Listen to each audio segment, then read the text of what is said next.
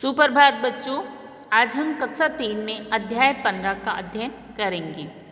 अटल ध्रुव। ये कहानी है ध्रुव की, जो बच्चा था और अपनी बात पे किस तरह से वो अटल रहता था, जिसका ध्रुव नाम था।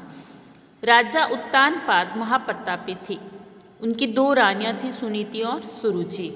ये राजा थे उत्तानपाद, जो महाप्रतापी थी। उनकी 2 रानियां थी, सुनीति और सुरुचि। दोनों के एक एक पुत्र था। सुनीति के पुत्र का नाम ध्रुव और सुरुचि के पुत्र का नाम उत्तम था। दोनों के एक एक बेटा था। सुनीति बड़ी रानी थी, परंतु राजा छोटी रानी सुरुचि को ही मान देते थे। सुरुचि जैसा कहती, राजा वैसा ही करते थे। राज्य के सभी लोग सुरुचि का ही आदर करते थे। सुनीति को कोई नहीं पूछता था। सुनीति अपने पुत्र ध्रुव के साथ महल में अकेली रहती थी। ध्रुव की मम्मी थी, जो सुनीति नाम था, वो ध्रुव के साथ अकेली रहती थी। राजा भी उनको ज़्यादा मान सम्मान नहीं देते और लोग भी ज़्यादा नहीं पूछते थे। एक दिन राजा उत्तानपाद दरबार में बैठे थे। नृत्य गान हो रहा था। सब प्रसन्न थे। राजकुमार उत्तम राजा की गोद में बैठा खेल रहा था। इतने में खेलते खेलते ध्रुव भी वहां पहुंचा। पिता की गोद में उत्तम को खेलता देखकर उसकी भी गोद में बैठने की इच्छा हुई। वह दौड़ता हुआ गया और राजा की गोद में चढ़ गया। बच्चे का तो मन होता है। उसने उस बच्चे को देखा तो उसका भी मन हुआ और वो भी राजा की गोद में आ गया। पास से खड़ी रानी सुरुचि को ये अच्छा नहीं लगा। उसने ध्रुव को राजा की गोद से उतार दिया। ध्रुव को उठाते हुए बोली, तुम यहाँ नहीं बैठ सकती, तुम्हारा यहाँ कोई अधिकार नहीं है। जो उत्तम की मम्मी थी, उसने ध्रुव को राजा की गोद से हटा दिया। ध्रुव जिद करने लगा। सुरुचि बालक के भोलेपन पर क्रूरता से हंसती बोली, तू मेरा पुत्र बनकर आता तो यहाँ बैठता। अपने पिता का प्रेम पाने के लिए तुझे दूसरा जन्म लेना पड़ेगा। ध्रुव, तू जंगल में जा और भगवान का भजन कर। उसने कहा, यहाँ बैठता ना, यहाँ बैठने के लिए तुझे मेरा बेटा बन के आता तो बैठता। इसके लिए दूसरा जन्म लेना पड़ेगा। तू तो जा, भगवान की भक्ति कर और जंगल में चला जा। भरी सभा में ध्रुव को ये अपमान सहन नहीं हुआ। ध्रुव को बहुत बुरा लगा।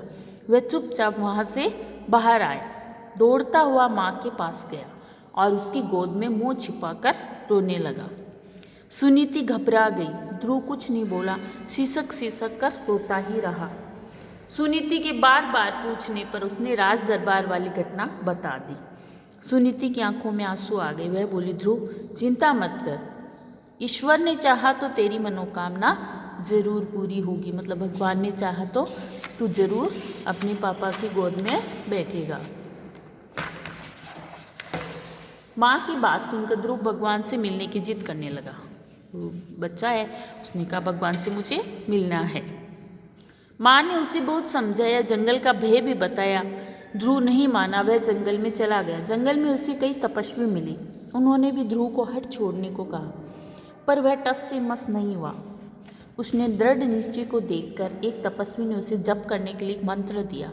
ध्रुव यमुना के किनारे बैठकर मंत्र जपने लगा। दिन बीतते गए।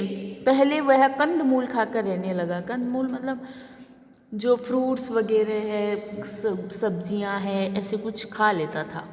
बाद में केवल पानी पीकर तथा अंत में निराहार रहकर भजन करने लगा। उसने एक पैर पर खड़े होकर जप किया। जप करते 6 महीने बीत गए। मंत्र जाप के अलावा उसे कुछ याद नहीं रहा। मंत्र जाप करने इतना लीन हो गया 6 महीने तक कि और उसको कुछ भी याद नहीं रहा, सिर्फ मंत्र ही जपता रहा। सब कुछ भूल चुका था। एक दिन उसे लगा कि किसी ने उसके कंधे पर हाथ रखा है। उसने आंखें खोलकर देखा, सामने भगवान खड़े थे, ईश्वर खड़े थे। वह सिर झुकाकर प्रार्थना करने लगा। ईश्वर ने उसकी भक्ति से प्रसन्न होकर वरदान दिया, तुम्हारी मनोकामना पूरी हो। ध्रुव आशीर्वाद पाकर महल की ओर चल दिया। नगर में उसका सब स्वागत हुआ, खूब स्वागत हुआ। राजा उत्तानपाद अपनी गलती पर बहुत पछताए। वे सारा राजपाट ध्रुव को सौंपकर वन में चले गए। ध्रुव राजा बना। रानी सुनीति राजमाता बन गई। अपने दृढ़ निश्चय तथा अटल भक्ति के कारण ध्रुव आज भी आदर के साथ याद किया जाता है। ध्रुव की अटल भक्ति थी, भगवान से मिलने का जो जिद थी वो जरूर पूरी हुई। तो मन में सच्ची श्रद्धा और विश्वास हो तो वो कार्य जरूर पूरा होता है। तो ये कहानी आप वापस पढ़ना। जैसे हम अटल ध्रुव तारे के बारे में पढ़ते हैं, वही ध्रुव है ये, उसकी कहानी है। तो इसको वापस पढ़ना और याद करना। धन्यवाद।